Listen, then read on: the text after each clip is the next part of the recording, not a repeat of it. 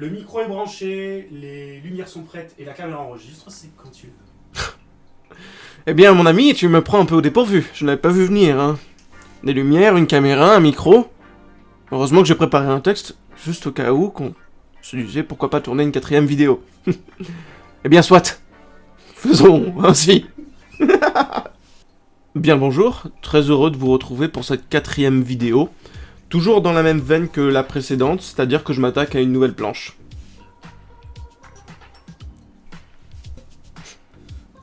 Tu as un humour fin, mon jeune ami. Voilà. Avec quel genre d'énergumène je travaille. Attends, j'allais sortir une blouse. C'était quoi, là? Bah, on a du pain sur la planche. Je ne vais pas la faire. C'était la blague, oh ça va, on rigole. Rigolons, merde! Pour résumer, je vais prendre une planche d'un manga existant, essayer d'en comprendre ses mécaniques en l'analysant pour la retranscrire dans mon style graphique. La dernière fois, j'ai pris une planche de Full Metal Alchemist, et cette fois-ci, je m'attaque à une planche de Jujutsu Kaisen. Alors, je pense pas que ce manga vous soit inconnu au vu de sa popularité actuelle, mais c'est un shonen réalisé par JJ Akutami. Je l'ai réussi du premier coup cette fois-ci, hein. Du premier coup.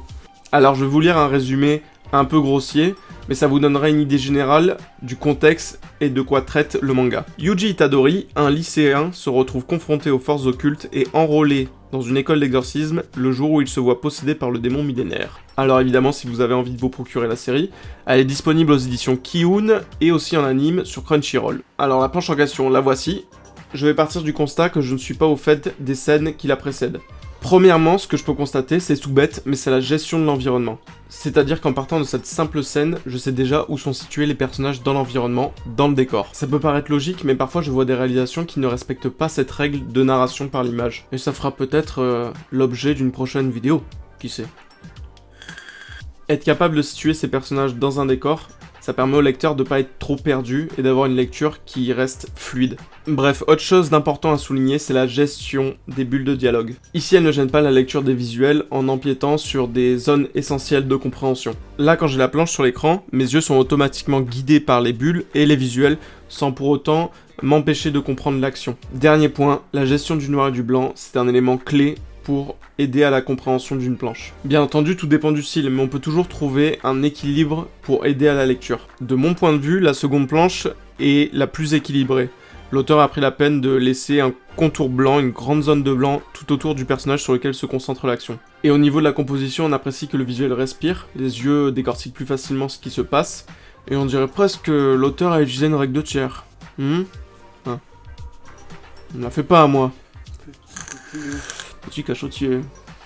Bien. Après cette analyse extrêmement poussée, hein, c'est un scientifique, c'est une revue, hein, c'est... Oh là là. Je pars donc de ce que j'ai observé, analysé, et je le mets en pratique tout en gardant certaines libertés. Et surtout, j'essaie de me réapproprier l'œuvre dans mon style graphique. Eh oui, c'est important. Allez, c'est parti, let's go.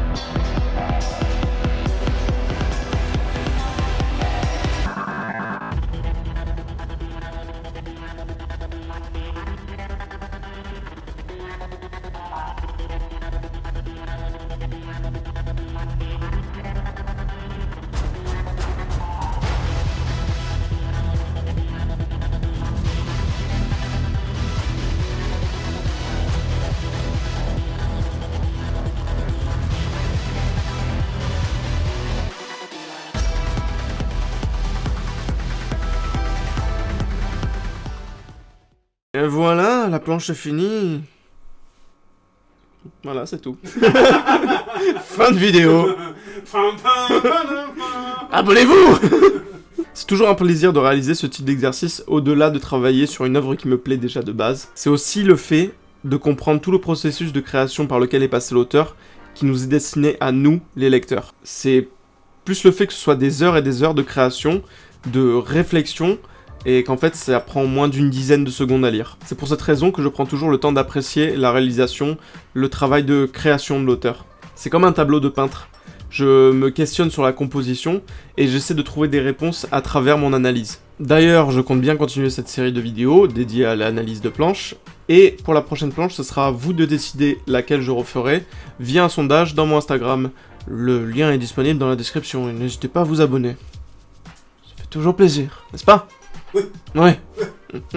Et enfin, petite annonce de fin de vidéo, alors n'hésite pas à rester si tu as 30 secondes de plus.